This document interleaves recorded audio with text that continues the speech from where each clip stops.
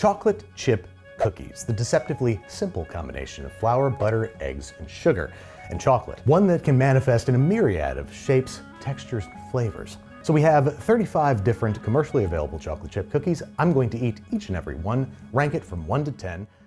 Hello there, welcome back to another episode of Anything with Alvin. If you haven't seen it, Andrew recently did a video where he ranked a lot of cookies with my good friend Zach. And because they ranked a lot of cookies, there are a lot of cookies in the studio left over. And usually, they're kind of up for grabs for us to take home, but I thought, you know what, there's a lot of cookies. I don't think we can take this all home. Let's see if we can repurpose this into some cool stuff. I find a lot of joy in taking something that is either thrown away or neglected and turning it into something more delicious to share with a lot of people. Kind of like Robin Hood, but we're not stealing and it's the same thing, just different makeup. So today I'll be taking the challenge of turning all these leftover cookies into multiple, hopefully, good recipes. This episode is sponsored by Bombas, aka the world's most comfortable socks. And while they are comfy, the best part is that for each item purchased, one is donated. They've donated over 100 million articles of clothing so far across 50 states. So you're not just getting your new favorite pair of socks, you're helping Bombas donate some to someone else too. Feel good and do good with Bombas, knowing your purchase is doing some real good. New customers get 20% off their first purchase. Just go to bombas.com/Babish and use code Babish20 at checkout. So I drew up a plan of attack. Based on Andrew's video, there seems to be a couple of different categories of cookies. I decided to go with 3 kinds of categories, so let's go ahead and separate them into them. The first one is the small and crispy cookies, like the snack cookies that you crunch on that stay, pretty crunchy for a while. So let's go ahead and put those to the side, dump them out into a large bowl, which is actually very satisfying. I kind of enjoy seeing this all together and wonder what would happen if I would dump 2 gallons of milk in here and ate it like cereal. Don't worry, that's not one of the recipes we're doing today. The second category is the soft and chewy cookies, the ones that magically stay soft inside of a plastic container after who knows how long. And the third and final category are kind of those large, more full cookie-sized cookies, something like the Pepperidge Farm ones or the individually packaged ones. Okay, once our 3 categories of cookies have been separated and isolated, let's get started on the first recipe that I have in mind. The first one is pretty simple. I had an idea to make a cheesecake, and instead of using graham cracker crumbs or any other crust, I thought it would be fun to use cookies as a crust, as they do have similar textures. So we're going to take giant handfuls, probably 3 cups of these small and crispy cookies, and pulverize that in a food processor until they have turned into a powder. Now there's already fat in these baked cookies, so we're going to halve the butter compared to a traditional graham cracker crust recipe and use about 4 to 5 tablespoons. Then after a sprinkle of salt, we're going to mix that together until it has formed a nice cookie crust mixture, kind of like wet sand, which is what we usually look for in a cheesecake. Then I'm simply going to press that down into a 9-inch springform pan, go a little bit up the side so that the cheesecake batter isn't only touching the sides, and then we're going to bake that into a 325-degree oven for about 15 minutes. The tricky part is that because there's chocolate in these things, you can't really tell how dark it is, so I'm trying to make sure that we don't burn this, mostly by just smelling it. This took about 15 minutes or so. Okay, now we're going to make a pretty standard cheesecake filling with 4 8-ounce blocks of softened cream cheese, 200 grams of sugar, 2/3 cup of sour cream, tablespoon of vanilla extract, tablespoon of lemon juice, 4 eggs, and just a pinch of salt. Nothing too crazy, just blend that up in a stand mixer until the batter is nice and smooth, and that gets poured into our cooled cookie crust, which has now been set to room temperature. After doing that, I'm going to bake this again in the oven. Now I like to bake my cheesecakes a different way. Usually they bake at 350 in a lot of recipes. I think that's a little too high. I bake this at 300 degrees, and rather than set a time, I kind of mostly go by a visual indicator. When it's about 70% of the way set, not 90%, I turn off the oven and I close the door and let the residual heat kind of carry that through. And once the oven has kind of somewhat cooled to a medium warm room temperature, I just let that oven door open and still let it rest in there for another hour or so. Then I put this into the fridge to chill overnight. Otherwise, if you chill it too quickly, you can cause cracks. Alright, it is now the next day. We see our cheesecake here. We're going to take this out of the pan, and everything that I said yesterday seemed to not work because we did have a crack. Sometimes those happen. I probably overbaked it, but that's okay. Let's go ahead and give this a slice, cut it open. Nice little cross section there. We can clearly see that the cookie dough crust is holding up pretty well. And I actually wasn't feeling like eating desserts at this early in the morning, so Rachel went ahead and tasted it first. She liked it, said it was great, and after about 10 minutes, I kind of got hungry, so I went in and I tasted it too. Flavors were spot on. There's a nice little bit of that chocolatey cookie flavor at the bottom, which is kind of nice. Yeah, pretty simple recipe, great way to use up a lot of small crispy cookies. I rate this one an 8 out of 10. Okay, there's a lot of cheesecake, and Andrew and the team is shooting upstairs as well, so let's cut this up and give them a good, nice welcome. Okay, so the next idea I have is a little bit more ambitious. So for those large whole cookies, I thought about, you know what if we make a tiramisu, replacing the ladyfingers traditionally found in the dessert with these whole large cookies, because they're still pretty porous and crispy, and maybe they'll absorb the coffee like they do in the normal recipe. So first, we're gonna make a pretty basic tiramisu mascarpone filling. We're gonna whip 5 egg yolks with a half cup of sugar, then we're gonna mix in 2 16-ounce containers of mascarpone cheese, then add in half a teaspoon of salt, and whip in 1 3/4 cup of heavy cream. That's gonna give us our pretty good filling. Maybe some lemon juice if you want. To assemble these, we prepared some nice chilled strong coffee off to the side. And in my way of making tiramisu, I like to dust the bottom with cocoa powder just to absorb any excess liquid, because I don't really like liquidy tiramisu. So after doing that, we're gonna take each one of these large whole chocolate chip cookies, which I think is a mix between Pepperidge Farm and one of the other brands, into the coffee, give it a couple seconds, which I realized was actually a little too long because these are extremely porous and do hold up a lot of moisture. So I've adjusted that to kind of hold these in for no more than about 2 seconds. Then we're going to layer these down, let that sit for a second, and press that flat so we get a nice even layer, and continue with layering. We're going to alternate between layers of the filling, the cocoa powder, and the coffee soaked cookies until we've reached all the way to the top. I think it's really important to make sure that cocoa powder is dusted in between each layer, 1, to prevent excess leakage, and 2, because a lot of the flavor from tiramisu actually comes from the cocoa powder mingling with all the other fats and flavors in the dish. And I think that is one thing that some tiramisu does lack.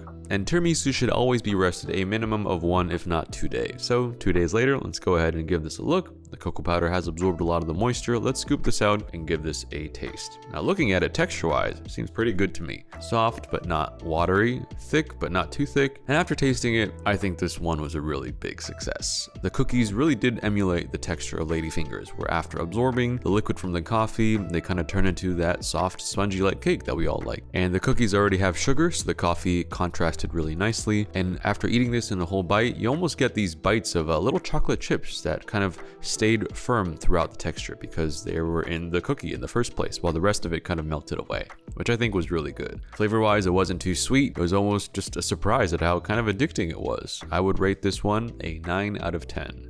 Really pleasantly surprised with that one. So moving off of that high of a success, we're going to go on to a recipe that is even more ambitious. I've always had this idea. What if you made chocolate chip cookies, crushed them, and turned that into a flour, and remade a chocolate chip cookie with the exact same thing, except replacing the flour with the chocolate chip cookies powdered up, and kept doing it? Call that the infinity cookie. So here's my chance to do that. We're going to first start by crushing 3 cups of those small crispy cookies in a food processor once again to turn into a flour, making sure that this is extra fine. I want it to look as close to flour as possible. And now we're just going to use a very standard, very solid traditional chocolate chip cookie recipe, but in this case we're going to half the amount of butter, and we're going to double the amount of flour needed and use the same quantity of chocolate chip cookie flour. We're also going to half the sugar as well, because those cookies already have a lot of sugar and fat in them. So we're using 4 cups of the chocolate chip cookie flour, combining that with a 1/4 cup of butter, a 1/4 cup of brown sugar, about 25 grams of white sugar, 2 teaspoons of vanilla extract, 2 eggs, baking soda, teaspoon, salt, a teaspoon, and a good handful of these chocolate chips that we have. Be generous. Now this is coming together. It does look like a typical cookie dough, which is very promising. This is going to go into the fridge, which after coming out, we're going to shape this into balls and chill it once more, and then bake them 350 degrees for about 15 minutes or so. And the result is actually quite surprising. I really did not expect these to work. I thought they were going to turn into some greasy pool of who knows what, but we do result in a cookie. It is nice and crackly. There's a cool, shiny, almost like brownie-like texture on top, probably because of the sugar and the eggs, and the color is significantly darker than a typical chocolate chip cookie. That makes a lot of sense. There were already chocolate chips in the flour. It is definitely on the chewy side, which I really enjoy. Almost like a nice chewy meringue.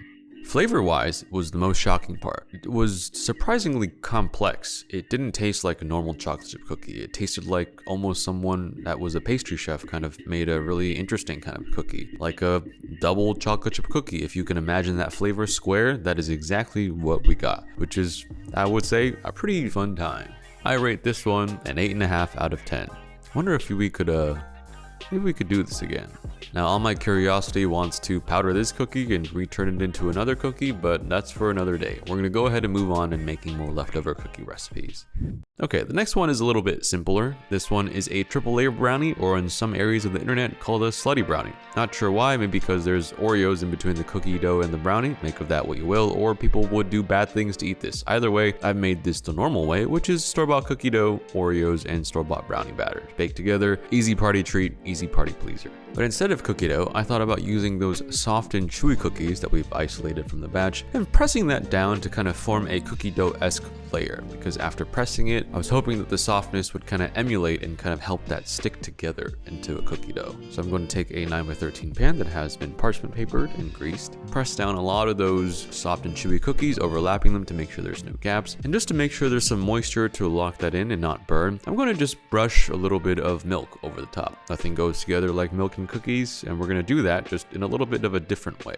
On top is a single layer of double stuffed Oreos. They have to be double stuffed so that you can see the cross section after cutting it, and then we're just going to prepare a pretty standard store-bought brownie mix, and using butter instead of oil because I think butter tastes better. This one I'm also going to add a good amount of salt, and also this brownie batter happened to have like a syrup packet that was supposed to make it fudgy, so yeah, let's put that in as well. In hindsight, that was not a good idea, made it a little too sweet, but I'm also going to add some espresso powder because I think espresso and chocolate goes together very well. Spread that brownie batter right on top, bake it, chill it for until it gets cold, maybe 2 hours or so. We cut that into nice, clean, sharp layers so that we can see all three textures: the cookie dough, or the cookies, the Oreo, and the brownie batter. Yep, it looked pretty good, and it's cool because those soft and chewy cookies pressed down with a little bit of milk does emulate the look of cookie dough after it's baked, which is a nice surprise. The flavor though is a little too sweet. That syrup packet really added way too much sugar. I would definitely not throw that in if you're making anything like this, or even if you're making the normal brownie.